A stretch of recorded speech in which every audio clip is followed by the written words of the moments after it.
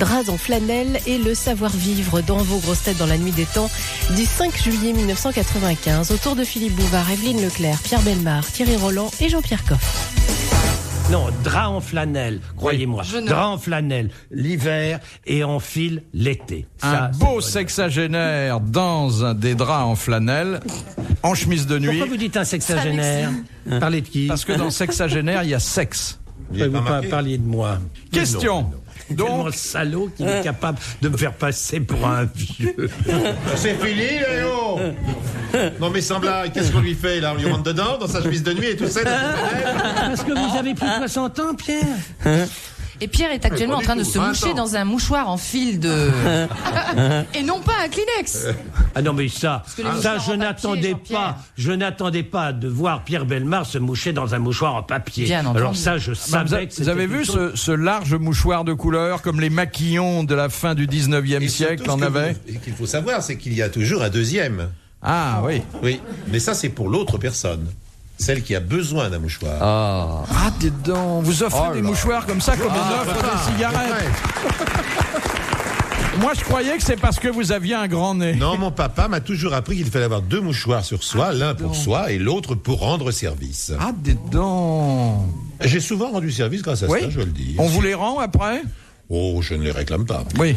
Monsieur Bellemare père était un seigneur. Ah oui, certainement. Voilà, du savoir-vivre, c'est quelque chose que nous ne connaissions pas. Tout à fait. 2 mouchoirs. Très élégant. Et pas dans les mêmes poches. Non, ça c'est pour équilibrer. Vous pouvez les mettre dans les mêmes poches. Ah, si vous c'est voulez. bien ça. Surtout que j'ai déjà une bouteille de Perrier, ça ferait beaucoup. Ça fait désordre. Oui, Bon, alors... Et puis il n'est pas danseur de toute façon. Oui, d'accord. Passons à la question suivante. Le savoir-vivre, l'art de vivre, tout ça, ça vous emmerde? Mais pas du tout. Moi, j'avoue que les draps en fil, la chemise de nuit et le double mouchoir, ça m'a ouvert des horizons. Eh oui. Je me sens un autre homme. Absolument.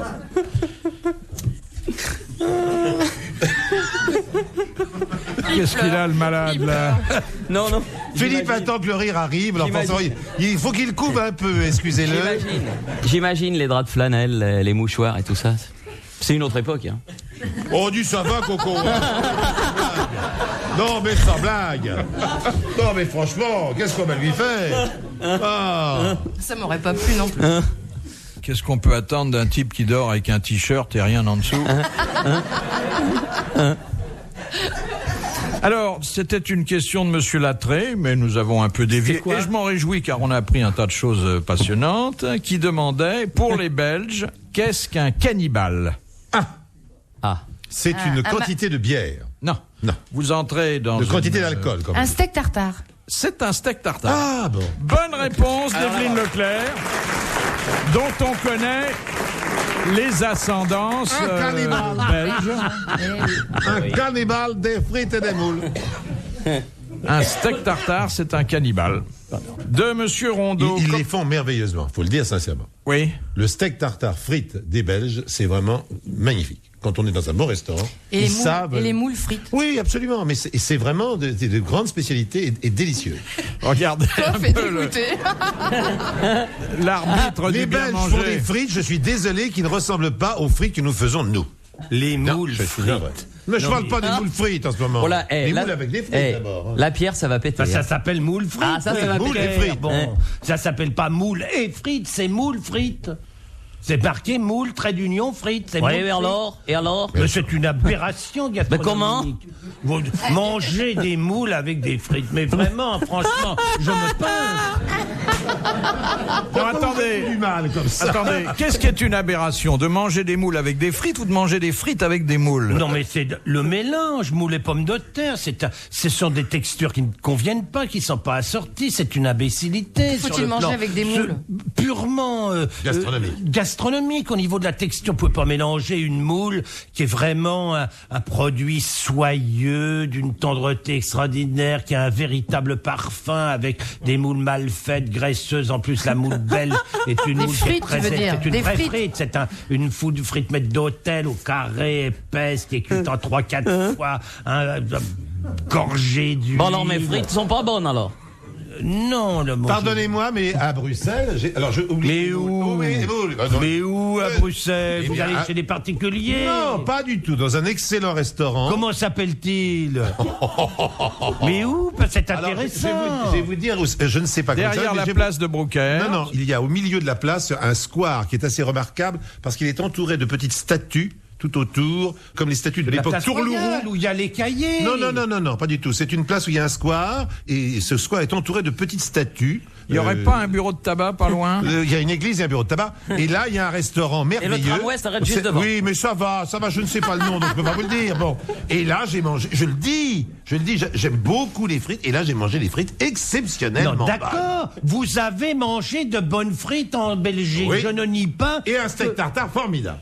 On est en train de parler de moules. Ah, mais d'accord, moi, j'ai jamais parlé, c'est madame qui a parlé de moules. Mais Moi, non, mais- j'ai parlé de tartare frites. Le tartare frites. Philippe Bouvard sur RTL, 4h, 4h30, les grosses têtes dans la nuit des temps. C'est que dans le temps, on ne faisait de bonnes frites qu'avec de la King Edward, qui venait d'Égypte, qui était une frite admirable, qui restait fondante, moelleuse à l'intérieur, qui devait être croustillante à l'extérieur.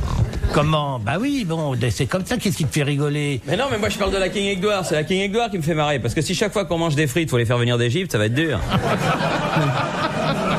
C'est ce qu'on faisait dans le temps. Maintenant, on fait de la rate avec, on fait de tout ce qui est possible, imaginable de faire avec des pommes de terre. On le fait avec de la rate. Permettez-moi. Sur le marché de mon village, n'est-ce pas? J'habite à l'autre bout des Yvelines.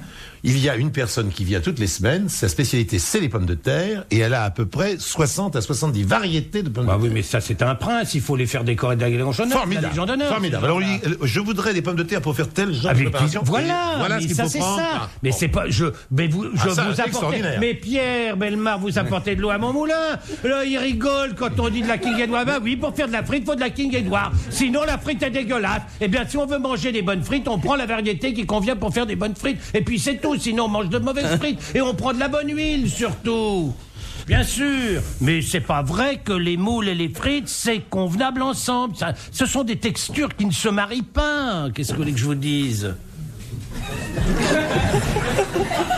Qu'est-ce qu'on s'est fait engueuler ce soir? Mais oui, c'est vrai, c'est pas fait pour ça. Qu'est-ce que vous voulez que je vous dise? Est-ce qu'on a le droit de tremper ses frites dans la moutarde? Tu peux tremper des frites dans ce que tu veux, c'est pas désagréable avec de la moutarde. Dès l'instant où la pomme de terre est bonne, où la frite est bien faite, bien cuite dans une huile qui convient, tu peux la tremper dans ce que tu veux, et je m'en fous. Mais ce qui compte, c'est la frite, donc quand tu la trempes, même dans du ketchup, tu peux la tremper si tu veux.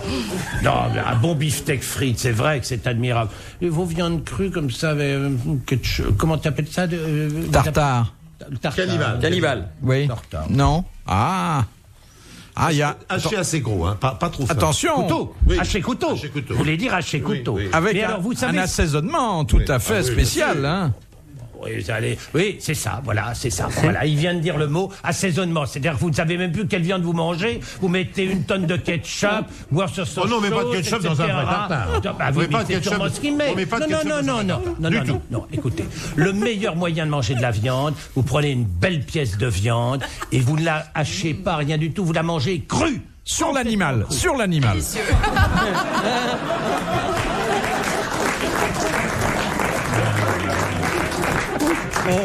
Vous pouvez pas savoir à quel point vous me désespérez quand vous faites dans la facilité comme ça.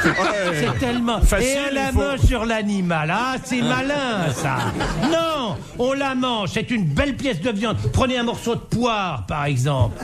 C'est avec la poire, je vous l'ai déjà dit 10 fois, la poire c'est un morceau dans le bœuf, dans la pâte arrière, entre le merlan et le rond de tranche grasse. Et vous allez me trancher ça, beau beefsteak, et vous allez manger ça cru, avec une sauce tartare à côté. Oui, ça vous allez vous régaler. Mais tout ce mélange comme ça... Attends, j'ai une petite faim maintenant. Avec le jaune d'œuf mélangé avec des oignons crus indigestes. Des capres même parfois. Des cas, puis c'est surtout toutes ces sauces anglaises qu'on rajoute dedans, le Worcestershire sauce, tous ces trucs-là.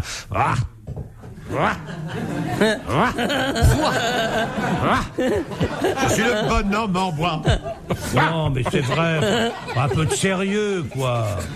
C'est pas je suis désolé, mais c'est pas une recette française, ça. C'est pas français.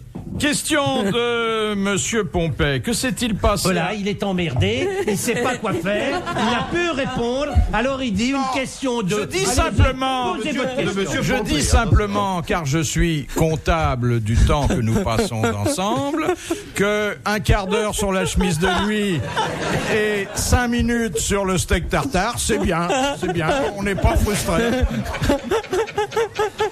Ça intéresse sûrement les auditeurs. C'est plus intéressant que de parler du cul qu'ils ne pourront jamais faire.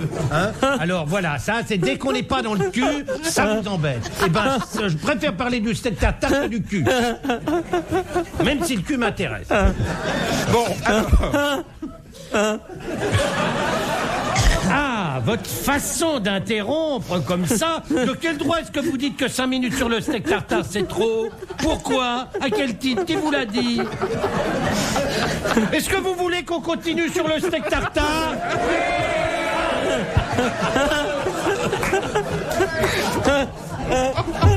Pardon mon cher Philippe.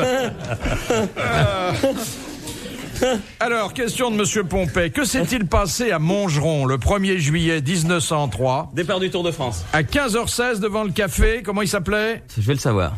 Mais enfin, c'est le départ du premier Tour de France. C'est là où il est arrivé l'année dernière. Au bon quelque chose. Le réveil matin. Le réveil matin, ouais. Il est arrivé là l'année dernière. Ouais. Départ du Tour de France, gagné, je crois, par Maurice Garin. Exact. Bonne réponse de Thierry Roland.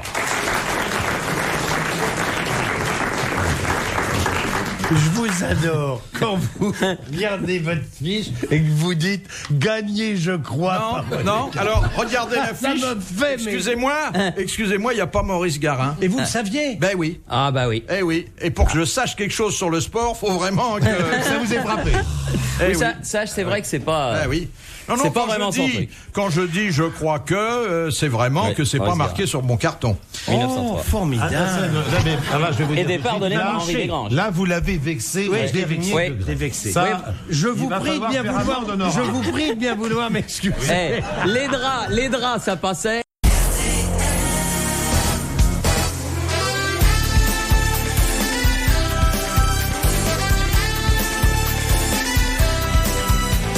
Suite et fin des grosses têtes dans la nuit des temps du 27 août 1994. Autour de Philippe Bouvard, Evelyne Leclerc, Pierre Bellemare, Thierry Roland et Jean-Pierre Coff. De Madame le Prieur, qu'est-ce qui est composé d'un tissu glandulaire, d'un tissu fibreux de soutien, d'un amas graisseux, Les seins. oui, et de canaux galactophores? Ce sont les seins de femmes. Bonne réponse. Les seins de femmes, je le proclame, sont des bijoux dont je suis fou. Oui, mais alors quand on vous parle de glandulaire et de fibreux, c'est quand même moins attractif. Hein. Moins de charme. Mais vous saviez ça, là, Evelyne? Oui. Que vous aviez tout ça dans votre corsage? Oui, absolument. Ben, tout ça, c'est balconné. Vous savez, je m'intéresse beaucoup de près au corps humain. Oui, je sais. Tout ce qui est, et je vous ai d'ailleurs médical. proposé de vous aider dans vos recherches. Question de Madame Fongarnant. En dehors du résultat d'un coup de poing sur l'œil, qu'est-ce qu'on appelle un coquard? Est-ce que ça a à voir avec le cheval? Non, avec des animaux, mais pas le cheval. C'est une décoration. Non. C'est en fait un bâtard. Bon, bâtard, oui, si on veut. Une Enfin, sorte de bâtard. ça résulte d'un croisement, en Oui, tout cas. c'est ça. C'est dans le domaine du chien, non? Non. Je vais vous dire quelque chose. Mon chien, Monsieur Fairbanks, a une chienne. Ah, ça y est. Ça y est, c'est fait. Ça Bon. y est. Je les ai mariées. Elle est toute petite, elle n'a que 2 mois. Lui a 4 ans, mais ça va vraiment faire des petits. Vous saviez que j'avais un Non, chien? attendez, Oui. il a trouvé une épouse Non, de 2 pas mois. du tout. C'est moi qui lui ai... Vous savez que c'est des chiens, les basséounes, qui vivent en meute, qui vivent en couple, fidèles, comme le corbeau. Et alors, je lui ai présenté une petite jeune femme, il en est tombé amoureux, et ça y est. J'ai une installé grosse mes différence nerfs. d'âge pour l'instant. Oui, mais ça... Je lui dis tous les jours, attends encore 18 mois. Ah oui, il a pas fait encore. Bah non, elle a 2 mois. Ah bon. Là, elle est toute petite, elle est charmante, elle est jolie. Vous pouvez pas savoir comme c'est une... Je vous tiendrai au courant régulièrement de leurs amours. Et vous pensez que ça peut intervenir dans les... Pas avant 18 mois. Ah, oui. Mais je suis sûr que cette petite bête est exquise, vous n'imaginez pas ça un instant. Et donc, c'est pas un animal domestique. Vous foutez de mes histoires de quoi? Pas du tout, je repars. Enfin, vous Je n'avez demande pas une de chien, précision. vous, sans doute. Mais si, j'ai un chien, j'ai un chat. Ah, vous n'en avez qu'un, chien. J'ai un chat et un chien. Ah bah oui, non, mais ils J'ai un vivent chien pas et un chat, comme vous ensemble. voulez. Mais ils vivent ensemble, bien sûr. Oui, mais ils n'ont Une ils n'ont copine, pas de pardon. rapport. Non, Mademoiselle Ifi et Mademoiselle Anguille. Je n'ai que des femmes autour de vous. Ah, mais j'ai un chien aussi, moi, qui s'appelle Ifi. Ah oui, mais moi c'est mon chat qui s'appelle Ifi. Ah oui. Et on pourrait Qu'est-ce que c'est intéressant. C'est une chienne que Je suis vous passionnée. avez. C'est une chienne que vous Une avez. chienne, oui. Et oui, bien sûr, C'est-à-dire mais c'est un Iphigénie, féminin, Ifi. dite Ifi. Ouais. Donc ça ne concerne pas les animaux domestiques. Et moi, il C'est un s'appelle. animal sauvage, le cocard. C'est un chien. Non, pas des animaux sauvages pour autant. C'est un animal de ferme. Mais alors. parlons de De nos ferme. bêtes. Ah, bah, c'est un animal domestique alors. Poules. Ah, Oh, non, enfin, non, Des non, poules. non, non. Les cochons. Parlons de nos bêtes, on s'en C'est- fout c'est de le cette co- histoire. c'est le cochon. Parlons de nos C'est le chiens, cochon, c'est bien non plus C'est le lapin. amusant. Le cocard résulte du croisement Oui, de deux animaux. Un coq. alors Ah. d'une Pourquoi poule vous donnez la réponse tout de suite? et d'un D'un Un dindon. faisan. faisan. Ah, bravo. Bonne réponse d'Evelyne Leclerc. Mais il a donné la réponse avant l'heure. Non. Ça avait déjà sonné Non, deux non, fois. non, non. c'était la première sonnerie. Il y en a deux. Oui. Question de Madame Sévère. Mais juste. Oui. Pourquoi, au début de chaque rencontre, montre-t-on un sabre aux lutteurs de sumo? On leur montre un sabre. Pour lui faire peur. Oui, et c'est-à-dire, qu'est-ce qu'on leur Parce dit? que le perdant va mourir. Non. On leur dit si vous n'êtes pas régulier, vous aurez un coup de sabre à travers la gueule. Exactement. Si vous trichez, on vous coupera la tête. Bonne réponse de Pierre Bellemare. C'est une gentillesse tout ça, c'est vrai, c'est sympathique. C'est pas beau. C'est beau hein, les c'est- sumos. Oh, quelle impressionnant. horreur. Ah, vous trouvez ça beau, le sumo? Bah oui, je vous ai déjà raconté. Moi, Ah, mais j'ai oui, c'est touché vrai. un sumo. Oui, oui. Ah tiens. Ah oui, quand ils C'est sont mou, venus à c'est Paris. mou Non, c'est d'une douceur extraordinaire. C'est des personnages qui sont constamment massés. À la ou bière de Kobe. Moi, c'est leur espèce de Mais non, couche, c'est là, le bœuf qui est massé à la Oui, bière. oui, mais le ce bœuf sont de pour moi, Kobe. ce sont des bovidés. Enfin, ils ont le beaux. regard du bovidé. Ils sont une peau d'une douceur extraordinaire. C'était Ah, la parce que seule- vous les avez caressés? Oui, j'ai demandé la permission. Ah oui. Eh oui, je faisais un Ah, mais valait mieux reportage. demander la permission. Hein. C'était Et tellement. comment ils ont pris vos caresses, les... J'ai pas dit que je les avais caressés, j'ai touché. Mais écoute, cet énorme monument de 140, 150 kilos, couvert de graisse avec une peau aussi tentante. Franchement, je crois que personne ne peut résister à l'envie de toucher ça. C'est une peau brillante qui a l'air d'être de la soie. C'est extraordinaire. Sans poil, Pierre. Il montre sa main qui a l'air, on dirait la main d'un orang-outan. Et alors, une peau complètement lisse. Et j'ai touché. C'est quelque chose de voluptueux. La peau est d'une douceur extrême, vraiment. Et ce sont des gens très sympathiques, cette espèce de gros animal. C'est ce que dit Madame Zitrone. Un œil de bovin comme ça, sans aucun intérêt, mais très sympathique, très ouvert, heureux. Vous savez qu'ils vivent- Intelligent? Bon, j'ai touché, j'ai rien fait d'autre. Hein. Oui. J'ai rien demandé, j'ai pas bavardé. Ils parlent pas le français et moi pas le japonais. Non, mais ils ont une vie excessivement organisée avec très peu de contact à l'extérieur. c'est vrai. Et alors, ce qui est très curieux, Et Ils il meurt vivent jeune. pas très longtemps. Et il meurt jeune. oui, mais il en a. Oui, mais il arrive qu'il maigrisse. Il y a une sorte d'impresario des sumos maintenant, qui est un ancien sumo qui était là et qui est un type tout à fait mince, enfin mince, un peu fort, mais rien à voir avec cette masse pachydermique du sumo. Oh, c'est un bel animal le sumo.